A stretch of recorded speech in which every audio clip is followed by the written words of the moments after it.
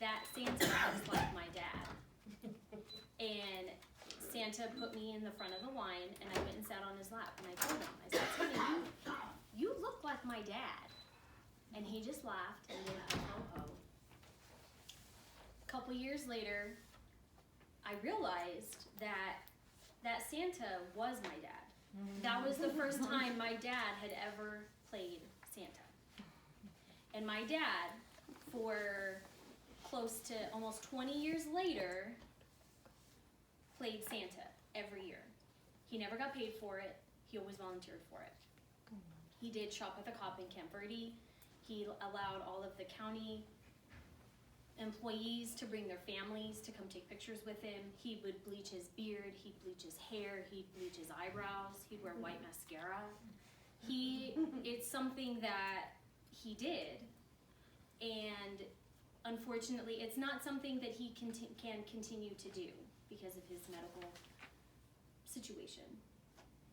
But the fact that I have that memory and those pictures of the first time that I got to see my dad as Santa is what I go back to around Christmas time. I go back to the time, the love, the family, how it made me feel, the fact that I always got to help him bleach his hair, you know. And that's what I go back to when it comes to Christmas. I go back to how it made me feel, how happy I could see my dad. And, you know, you think about what people do now. People go to Target and Walmart and Kohl's and all of these places on Thanksgiving, and they allow themselves to get absorbed with what they think is important, getting this deal or getting that deal, but that's not what it's about. It's not about that. It's about making sure that you have those traditions, you have the time and that you spend with the family, the ones you love, and you can go back as far as going to the church service on Christmas Eve.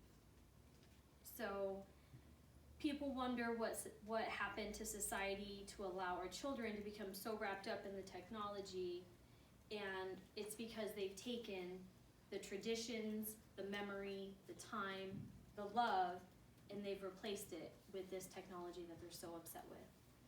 So I just want to make sure and ask you guys, you know, just make sure to look inward when you're in Christmas this year, and just make sure that you're really defining what Christmas really means to you instead. So, thank you. Thank you.